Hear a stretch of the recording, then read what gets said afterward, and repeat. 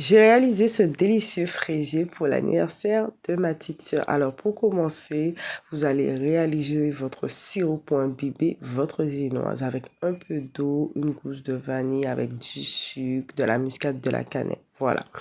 En attendant, je vais préparer ma génoise. Donc, je vais mélanger les œufs, le sucre, je blanchis.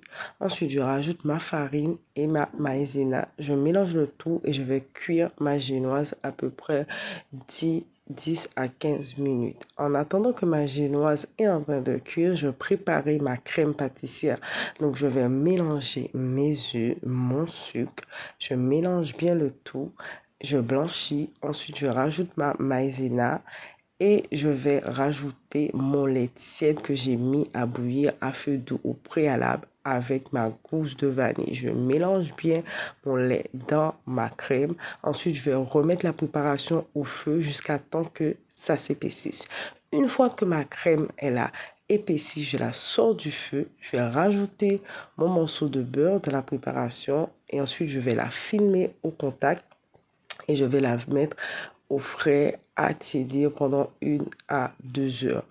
Une fois que ma crème pâtissière elle a tiédi, je vais préparer ma chantilly pour la crème diplomate.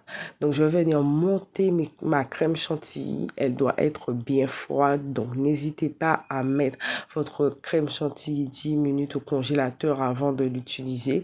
Donc, je vais monter ma crème chantilly avec mon sucre, avec mes épices, la muscade, la cannelle, voilà.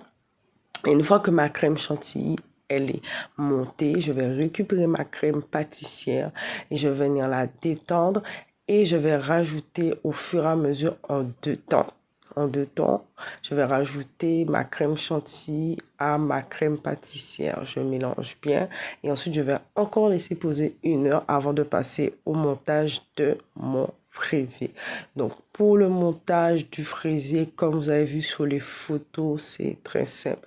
Donc, tout d'abord, vous allez récupérer votre cercle à gâteau. Vous allez mettre autour du rhodoïde et vous allez venir disposer vos fraises bien autour du cercle à gâteau.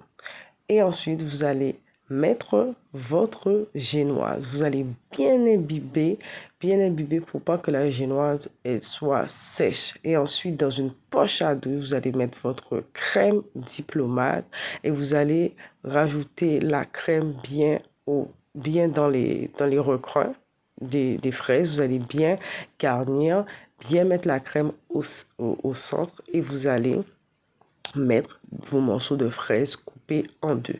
Ensuite, vous rajoutez votre couche de crème pour recouvrir les fraises. Voilà.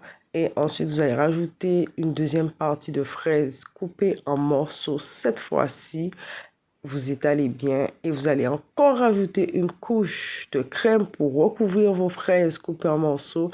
Et enfin, vous venez rajouter votre dernier disque de génoise bien imbibé avec votre sirop de vanille. Et là, vous allez recouvrir votre gâteau avec la crème restant et vous laissez poser à peu près 6 heures ou toute la nuit au frais avant de pouvoir passer à la dernière étape qui est de recouvrir le gâteau avec votre confiture de fraises. Je vous ai tout détaillé en description.